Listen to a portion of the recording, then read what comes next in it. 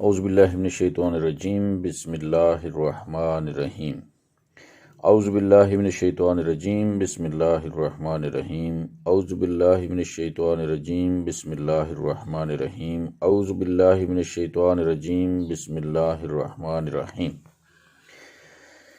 میں نے کتنی دفعہ اعوذ باللہ پڑھا جی؟ 4 دفعہ۔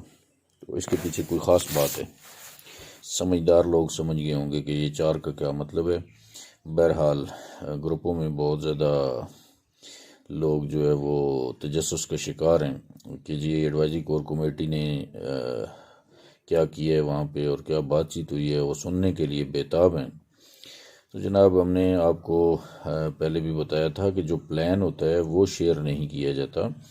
میں آپ کو اتنا بتا دیتا ہوں کہ ایڈوائزری کور کمیٹی نے اپنی ذمہ داری احسن طریقے سے پوری کی ہے اور کر رہی ہے۔ باقی اگر آپ یہ چاہتے ہیں کہ وقت سے پہلے جو چیزیں ہیں وہ آپ کے سامنے رکھ دی جائیں اور پھر اس کا لازمی بات ہے کہ آپ کو لاس ہوگا، پھر آپ نے رونا ہے، چیخنا ہے، اسی طرح پہلے سیکیور انیکس کے معاملے میں ہوا، جتنی تشہیر کی گئی اس کی اتنی ہی جلدی اس کو بند کر دیا گیا۔ تو اس لیے ملاقات میں کیا باتیں ہوئی ہیں یہ ساری باتیں تو آپ کے سامنے نہیں رکھی جا سکتی ہیں، لیکن میں آپ کو اتنا بتا دینا چاہتا ہوں کہ ایڈوائزری کور کمیٹی نے کیا بات کی ہے۔ ہم نے صرف یہ بات کی ہے کہ جی متاثرین کو اکوموڈیٹ کیا جائے، اور متاثرین کو کیسے اکوموڈیٹ کیا جائے؟ اس طرح اکوموڈیٹ کیا جائے کہ متاثرین پہ کوئی بوجھ نہ پڑے، ان کو کوئی تکلیف نہ ہو، ان کو کوئی پریشانی نہ ہو، ان کی تمام پریشانیوں کو مد نظر رکھتے ہوئے ان کو اکوموڈیٹ کیا جائے۔ بس ون نکاتی ہمارا جو ہے وہ ایجنڈا تھا، ایک ہی نکتہ تھا، اس کے علاوہ ہمارے پاس کوئی نہیں ہے جی۔ ہمارے پاس کوئی الدین کا چراغ تو نہیں ہے کہ ہم نے جناب وہ پھونک مارنی ہے جا کے اور متاثرین کو اکوموڈیٹ کر دیا جائے گا، ایسی بات نہیں ہے۔ آپ کو بارہا یہ بتا دی گئی ہے بات کہ ہم جو بھی کریں گے اس کو کسی ٹیکنیکل طریقے سے سمجھ کے ساتھ کرنا ہے۔ ایسے پتھر تھوڑا مارا جاتا ہے جا کے جناب کہ ہم گئے ہیں اور بوریاں پیسوں کی بھر کے وہاں سے لے آئیں اور آپ کو یہاں پہ تقسیم کر دیں گے۔ پیسے کس نے دینے ہیں؟ پیسے تو جناب سیف الرحمان خان نیازی صاحب نے دینے ہیں۔ اب ہم نے کیا کرنا ہے؟ ہم نے جو سفارشات تھیں وہ ہم نے پہنچانی ہیں، وہ پہنچا دی ہیں ہم نے۔ آپ کی جو آواز ہے وہ ہم نے پہنچا دی ہے سیف الرحمان خان نیازی صاحب تک۔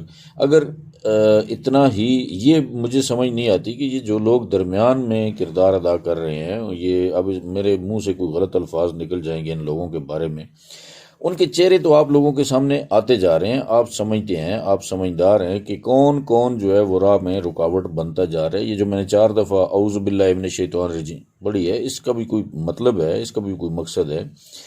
تو بات یہ ہے جی کہ چہرے تو آپ کے سامنے بے نقاب ہو چکے ہیں، لیکن اب کچھ ذمہ داریاں آپ پہ بھی عائد ہوتی ہیں کہ جی آپ اپنے منہ سے جواب دیں۔ اب کچھ لوگ ایسے ہیں جو کہ میسیجز جو ہے وہ مخالفین کے اٹھا کے ہماری طرف پھینک دیتے ہیں اور خود اس گروپ کے اندر موجود ہوتے ہیں۔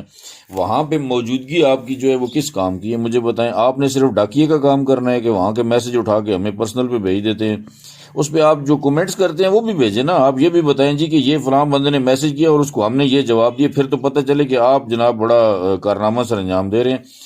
اب یہاں پہ ایک صاحب ہیں جی، وہ مجھے کہتے ہیں 5 کروڑ روپے میں نے انویسٹمنٹ کی ہوئی ہے، میری ذاتی انویسٹمنٹ ہے 5 کروڑ کی، اور ان کا کام کیا ہے؟ وہ صرف اتنا کام کرتے ہیں جی کہ مخالفین کے گروپوں سے میسج اٹھا کے مجھے پرسنل پہ بھیج دیتے ہیں۔ آج تک میں نے ان کے منہ سے ایک لفظ تک نہیں سنا ہے کہ یار ان لوگوں کے بارے میں کچھ تو میں ارشاد کر دوں کہ یہ لوگ جو ایڈوائزری کور کمیٹی پہ بھونکتے ہیں ان کے بارے میں کچھ نہ کچھ میں بات کر لوں۔ بات کرنا تو وہ گوارا نہیں کرتے اور ان کے میسج اٹھا کے ہمیں پرسنل پہ بھیج دیے جاتے ہیں۔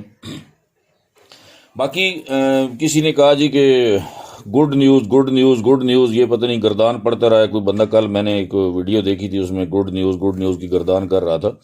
تو میرے خیال میں تو ایڈوائزری کور کمیٹی کے کسی ایک ممبر نے بھی یہ نہیں کہا تھا کہ ہم آپ کو واپس آ کر گڈ نیوز دیں گے۔ اگر اس کے پاس کوئی ثبوت ہے تو وہ سامنے لے آئے۔ تو اس کے علاوہ جناب پھر کہتے ہیں جی کہ کھانا کھانے کے لیے ایڈوائزری کور کمیٹی گئی تھی۔ وہ عقل کے اندھے، ایڈوائزری کور کمیٹی نے جتنا خرچہ کیا، جتنی تکلیفیں برداشت کی ہیں نا، وہ یہاں پہ بیٹھ کے آرام سکون سے اس سے اچھا کھانا کھا سکتے تھے۔ باقی دوسری بات یہ ہے کہ کور کمیٹی وہ کہتا ہے جی کہ میں کل تک سامنے لے آؤں گا جو حقائق ہیں۔ تو جناب حقائق جو کور کمیٹی کی بات چیت ہوئی ہے سیف صاحب کے ساتھ، وہ میرے خیال میں تو 7 بندے کمیٹی کے اور 8ویں سیف صاحب تھے۔ تو اب اس میں سے اگر کوئی چیز، کوئی پلان لیک ہوگا، کوئی بات لیک ہوگی، وہ حقائق سامنے لائے گا، تو اس کا مطلب کیا ہے؟ پھر اس کا مطلب آپ لوگ سمجھ سکتے ہیں، یا ایڈوائزری کور کمیٹی اس کے ساتھ ملی ہوئی ہے جو بندہ درمیان میں نیگیٹو کردار ادا کر رہا ہے، یا پھر سیف صاحب اس کے ساتھ ملے ہوئے ہیں. تو اس میں میرے خیال میں مجھے یہ کہنے میں کوئی بھی وہ مطلب اس میں جھجک نہیں ہے کہ یہ دونوں فریقین تھے نا اس وقت جہاں پہ بیٹھے تھے ہم. ایک سائڈ سے سیف صاحب آئے ہوئے تھے اور دوسری سائڈ سے ایڈوائزری کور کمیٹی ان کے ساتھ بیٹھ کے مذاکرات کر رہی تھی. تو اب ان میں سے کوئی چیز لیک ہوتی ہے، کوئی وہاں کی باتیں لیک ہوتی ہیں، کہیں مخالفین تک پہنچتی ہیں، تو اس کا مطلب کیا ہوا؟ اس کا مطلب یہ ہوا کہ ان دونوں فریقین میں سے کسی ایک نے بات لیک کی ہے، وہ یا ہم نے کی ہے یا سیف صاحب نے کی ہے. تو ان چیزوں کا آپ دھیان رکھا کریں، ان چیزوں کو نوٹ کیا کریں. اور شروع سے ہم نے یہ کہا تھا کہ دیکھیں ہم نے کیا کام کرنا ہے. ہم 2 نکاتی ایجنڈے پہ آئی تھی ایڈوائزری کور کمیٹی، اور آج بھی 2 نکاتی ایجنڈے پہ ہم قائم ہیں. پہلی بات یہ ہے کہ ہم متاثرین کو اکوموڈیٹ کروانے کے لیے آواز اٹھائیں گے، اور سیف صاحب سے ہم یہ ریکویسٹ کریں گے کہ آپ نے متاثرین کو اکوموڈیٹ کرنا ہے اور اس طریقے سے کرنا ہے کہ تاکہ ان پہ کوئی اضافی بوجھ نہ پڑے. یہ تھا ہمارا ایک نقطہ. دوسرا نقطہ ہمارا یہ تھا کہ اگر ہم اس کام میں ناکام ہو گئے، ہماری بات نہ مانی گئی، تو ہم متاثرین کے ساتھ کھڑے ہوں گے. ہم دم دبا کے بھاگیں گے نہیں، چھپیں گے نہیں، ڈریں گے نہیں، بکیں گے نہیں، کچھ بھی ایسا نہیں کریں گے جس سے متاثرین جو ہے ان کے جذبات مجروح ہوں. تو ہم ان دونوں باتوں پہ آج بھی قائم دائم ہیں. آپ نے جتنے پوسٹر بنانے ہیں بنا لیں، آپ نے جتنی کردار کشی کرنی ہے کر لیں، جتنے بکواسات کرنے ہیں کر لیں، جتنے الزامات لگانے ہیں لگا لیں، جو پانی چڑھانا ہے چڑھا لیں. ایڈوائزری کور کمیٹی نہ بھاگے گی، نہ بکے گی، نہ جھکے گی، نہ ڈرے گی کسی کے سامنے. وقت بتائے گا، ابھی انتظار باقی ہے. یہ نوٹ کر لو، تمہیں بہت تکلیف تو ہوتی ہے، اور تم جس کی ہڈی کھا رہے ہو نا وہ بھی تمہارے ساتھ ملے ہوئے ہیں. پھر وہ مجھ سے نکل ہی نہ جائے بات جو میں نہیں کرنا چاہتا ہوں. اس لیے کہ تم جس کی خاطر تم دبا کے بھاگے تھے نا، جو تمہیں ہڈی ڈال رہے ہیں نا، انہی کی بولی تم بول رہے ہو. اس لیے مہربانی کر کے اس طرح کے بکواسات کرنے سے باز آ جاؤ. میں نے تمہیں منع کیا تھا کہ ایڈوائزری کور کمیٹی کی بےعزتی کا باعث نہیں بننا ہے. آپ ایڈوائزری کور کمیٹی کا حصہ تھے، ٹھیک ہے؟ تو آپ نے میرے ساتھ وعدہ کیا تھا، آپ نے مجھے کہا تھا کہ میں اہم راز لینے جا رہا ہوں. یہ تمہارے الفاظ تھے. اور وہ کون سا تم نے اہم راز لیے ہے وہاں سے؟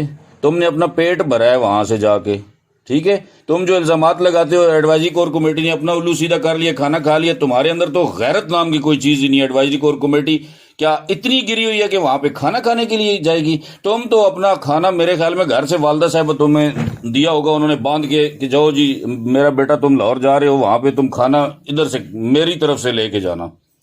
اور ایڈوائزری کور کمیٹی جو خرچہ کر کے جا سکتی ہے وہ کھانا بھی وہاں پہ کھا سکتی تھی. لیکن یہ احترام ہوتا ہے. اب وہاں پہ ہم میٹنگ کرنے کے لیے گئے، ہم صاحب کو کہتے کہ جی ہم نے آپ کا کھانا نہیں کھانا ہے، تو وہ ہماری کوئی بات سنتے؟ کوئی عزت ہوتی ہے، کوئی احترام ہوتی ہے، لیکن یہ ان لوگوں میں ہوتی ہے جن کے اندر کوئی غیرت نام کی چیز ہوتی ہے. جن لوگوں کے اندر غیرت نام کی چیز نہیں ہوتی ہے وہ اسی طرح کے بکواس کرتے ہیں. اور اب ایک سلسلہ میں نے شروع کیا ہے کہ تجزیہ ہمارا فیصلہ آپ کا. اسی پہ انشاءاللہ روزانہ ایک آدھ ویڈیو آئے گی. تو جتنے بھی متاثرین ہیں میری ان سے گزارش ہے، میں آپ کو بتا رہا ہوں، ہم نے کوئی یہ ٹھیکہ نہیں لیا تھا کہ ہم آپ کو ضرور پیسے لے کر دیں گے یا اپنی جیب سے دیں گے. ہم نے آپ کے لیے آواز اٹھانی تھی، وہ ہم آواز اٹھا رہے ہیں اور آواز اٹھاتے رہیں گے. جو لوگ بک جاتے ہیں، جو لوگ پیسے لے لیتے ہیں، جو لوگ اپنے الو سیدھے کر لیتے ہیں، پھر ان کی زبانیں بند ہو جاتی ہیں. ہماری زبان بند نہیں ہوئی، نہ ہوگی زبان بند، ٹھیک ہے؟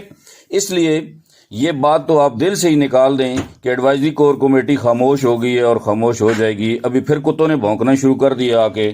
تو وہ میرے خیال میں ان کو پہلے بھی تجربہ ایک دفعہ ہو چکا ہے بھونکنے کا. تو جس گروپ میں بھونکتے ہیں نا، بڑی مزے کی بات آپ کو بتانے لگا ہوں. 400 کا گروپ ہے تو اس میں سے مجھے پتہ چلا ہے کہ 4-5 ہی بھونکنے والے ہی ہوتے ہیں. وہ ایک دوسرے کے ساتھ بات کر رہے ہوتے ہیں، اس کے علاوہ کوئی 6واں ان کے ساتھ حمایت میں نہیں بولتا ہے. سارے ان کو دور کرنے والے ہوتے ہیں وہاں پہ.